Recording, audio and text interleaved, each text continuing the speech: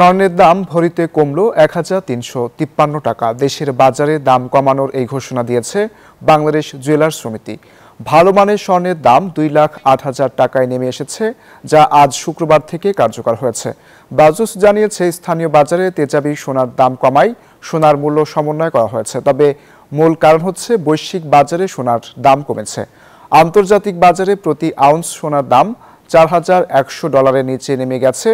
নতুন দাম অনুযায়ী সবচেয়ে ভালো মানের বা ২২ ক্যারেটের ১ ভরি সোনার দাম ২,০৮,১৬৭ টাকা, ২১ ক্যারেটের প্রতি ভরি ১,৯৮,৬৯৬ টাকা, ১৮ ক্যারেটের প্রতি ভরি ১,৭০,৩১৮ টাকা এবং সনাতন পদ্ধতির প্রতি ভরি সোনার দাম ১,৪১,৬৪৮ টাকা।